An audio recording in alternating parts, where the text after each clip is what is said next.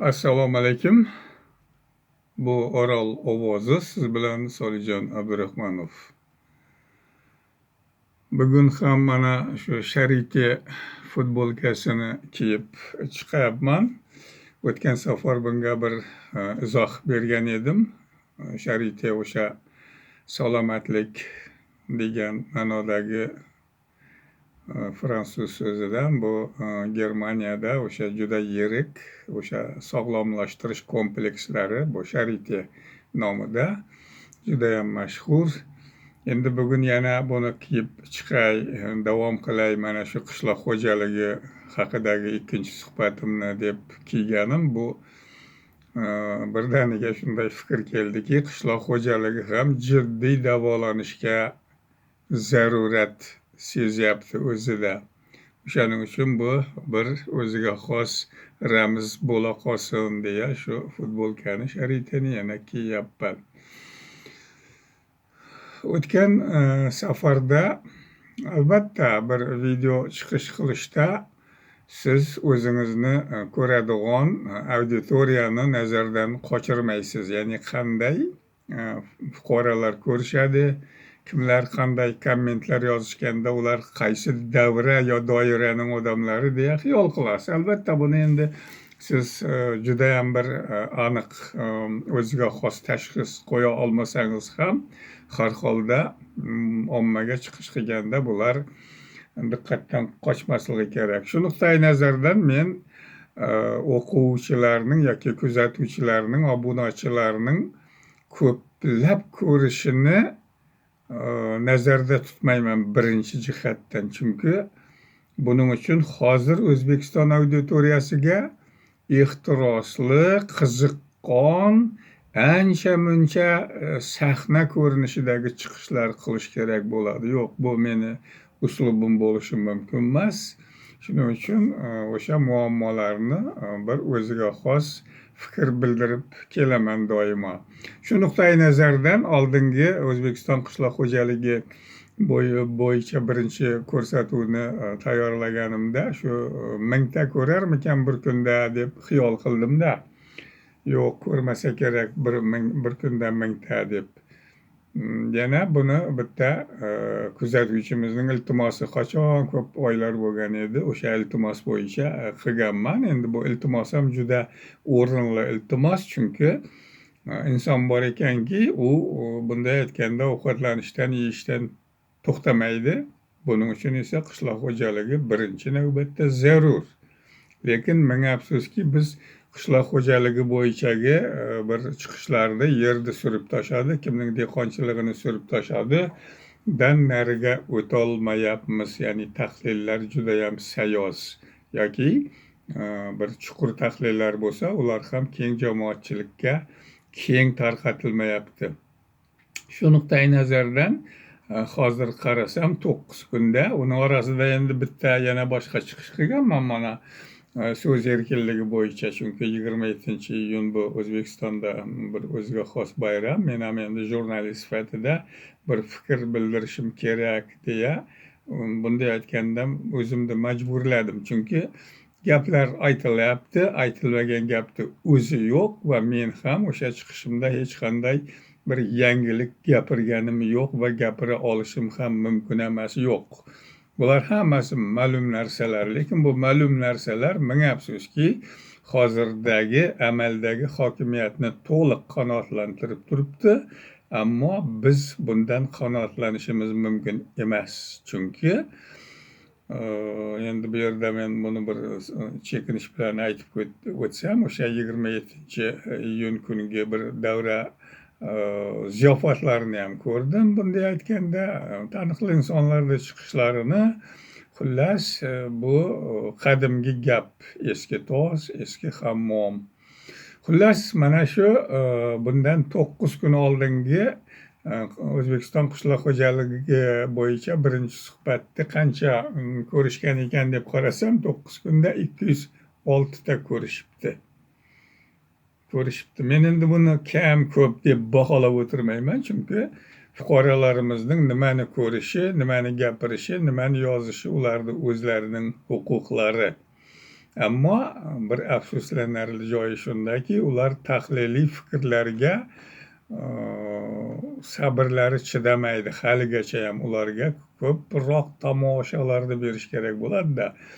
Buning bilan men ham shunday qilib davom qiladigan bo'lsam, tomoshalar berib, unda bu katta sirk maydoni hali ham tomoshabinlardan bo'shamaydi. Endi kommentni Sa'dulla Bobojonov degan obunachimiz yozgan. Bittagina komment o'sha 9 kunda qishloq xo'jaligiga o'sha kishining iltimosi bilan mana o'sha chiqishni qilganman. Minnatdorman sizdan, Solijon buva deb yozibdi. U kishining chiqishlarini, bir kommentlarini ko'rib, o'zini ham nafaqadagi o'qituvchi ekanini bilganman. Endi menga Solijon buva debdi. Buning uchun ham rahmat, chunki bu buva degan qo'shimchani menga Shayxalida 61-zona bir ato qilgan. Bu endi yaxshi ham yomon deb aytish mumkin. Gap bunday emas. Xullas, Sa'dulla Bobojonov mana shu minnatdorchiligini bildiribdi. Rahmat. Endi nimaga birinchi kommentlar yo'qligi? Chunki qishloq xo'jaligini bilamiz ahvolni deydi-da, va yana tahliliy fikrlar yozish uchun ancha-muncha bosh og'riydi. Chunki bular hammasi poraxo'rlar, hammasi mansabparastlar, hammasi korrupsionerlar degan so'zlar minglab marta yozilyapti. Endi bilyapti o'quvchilarimiz, bundan biron bir o'zgarish bo'lmaydigan ko'rinadi. Shuning uchun ham bu komment yozisha olmabdi. Bunday holatlarda men oldin bir-ikki chiqishlarimda taklif qilganman. Obunachilar ham o'zlarining ma'lum bir blogerning obunachilari degan o'ziga xos bir ittifoqini qilish kerak. Hatto buni nodavlat tashkilot qilib ro'yxatdan o'tirsa ham bo'ladi. Buning hech qanday noqonuniy joyi yo'q. Ya'ni blokat qilishadi. Masalan, mening chiqishlarim bo'yicha bir o'zlarining obunachilar guruhi deya nodavlat tashkilot qilishsa, shu mening chiqishlarimni tahlil qilishadi-da. Bunda ularning chuqur tahlil qilishiga imkoniyatlar bo'ladi. Kerakli joylardan ma'lum ma'lumotlarni so'rab oladi va mana shunday qilib bu og'ir aravani birgalikda siljitishi mumkin. Bular endi hozircha fantaziya tomonidan, gapning fantaziya tomoni, chunki nodavlat tashkilotlarimizning ishlash holatini juda yaxshi bilasiz. Xullas, mana shunday gaplar. Shuning uchun biz endi baribir bu muammolarni gapirmasdan gapirmay qolmaymiz. Chunki bu bizning ming afsuski boshqa ming ishimiz bo'lsa ham shu kunda burchimiz bo'lib turibdi. Yana Sa'dulla Bobojonov taklifni bergan ekan, qishloq xo'jaligi haqida gapiring deb. U kishi ham demak qishloq xo'jaligini juda yaxshi biladi. Endi men aytmoqchi bo'lganim, ya'ni qishloq xo'jaligining bugungi holati nisbatan yaxshi ekanligini gapirganman kechagida.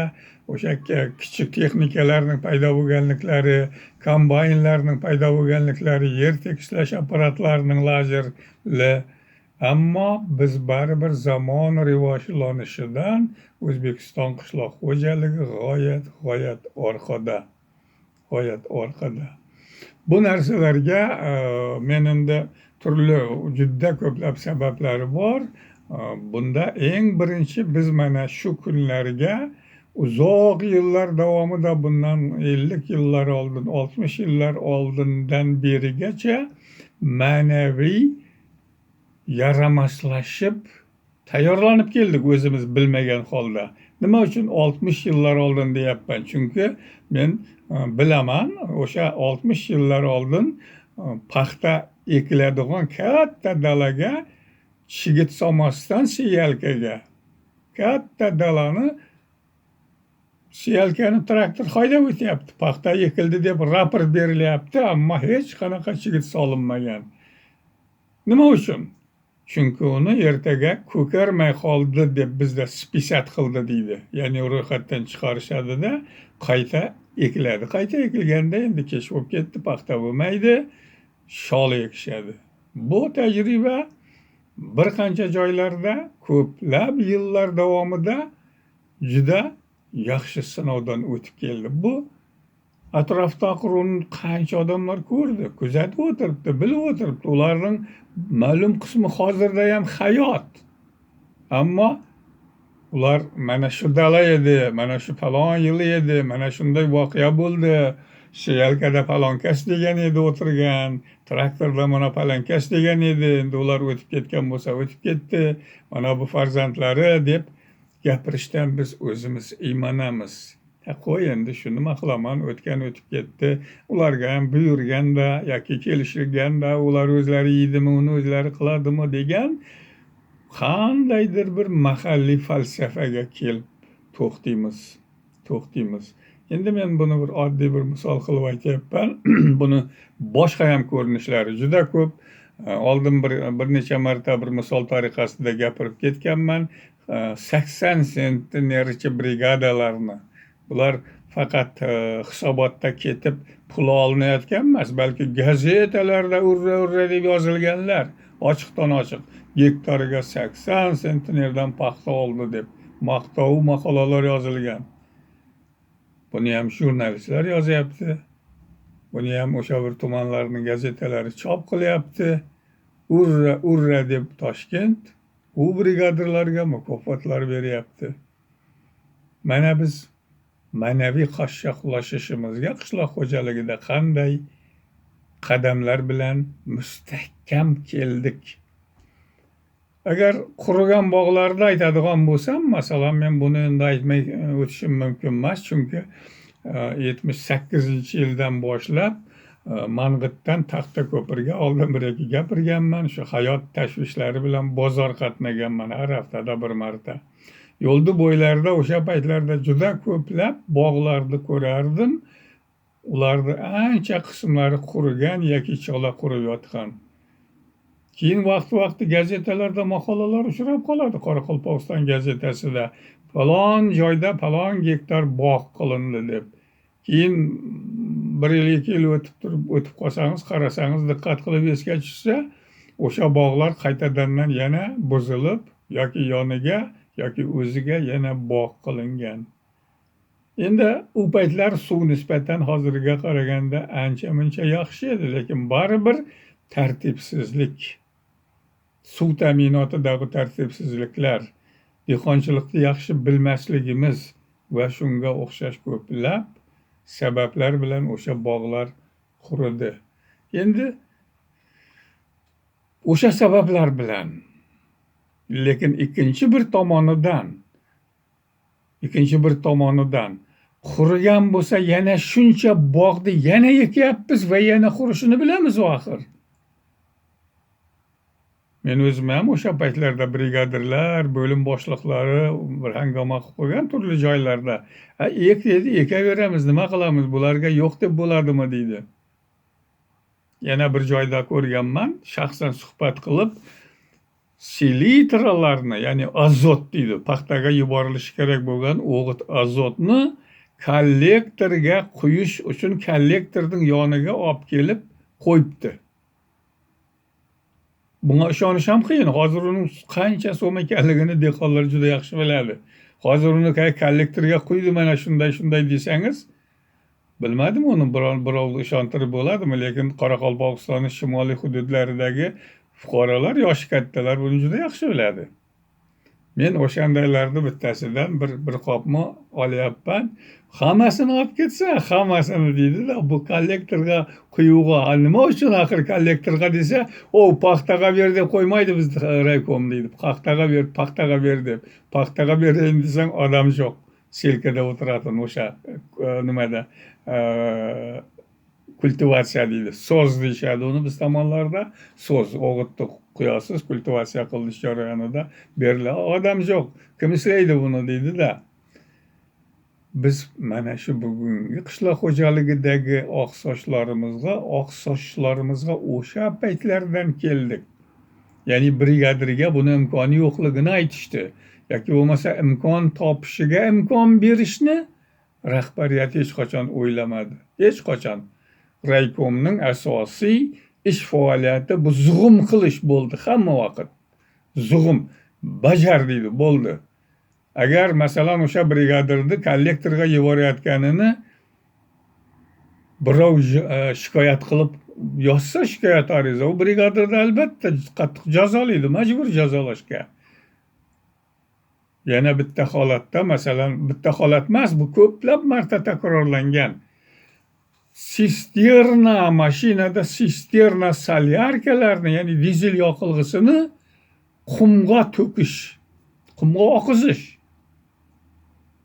Buni endi sohadagi o'rtoqlar juda yaxshi biladi. Uni ko'rgan odamlar bizda Qizilqumda, daryoning o'ng tomonida qumga to'g'ridan to'g'ri bitta sisterna mashinadagini, bu bir holmat, ko'plab marta, ko'plab shofyorlar. Qayoqdan bu? Chunki mana shu nasoslarga, daryodagi suv chiqarish nasoslariga palon sutka ishladi, palon minglab kubometr suv chiqardi deya yoqilg'i hisob-kitob qilinadi va yoqilg'ini jo'natadi.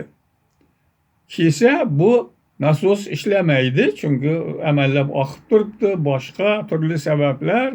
Olmaydi, qayoqqa solaman, to'lib turibdi mana deydi. O'sha barjalari, yonidagi barjalari turardi. Biz endi daryoga yaqinmiz, bilamiz uni. Keyin u o'sha solyarkani qayoqqa olib boradi u shofyor bechora? Ha, deydi-da, olib borib Qizilqumga to'kadi. U paytlarda endi odamlarda mana kotyol deyishadi, qizitadigan solyarka bilan yoqadi. Ular ham yo'q paytlar. Bo'lmasa keyinchalik asta-asta sotishga o'rganishdi. Bunga kimni hozir ishontira olasiz?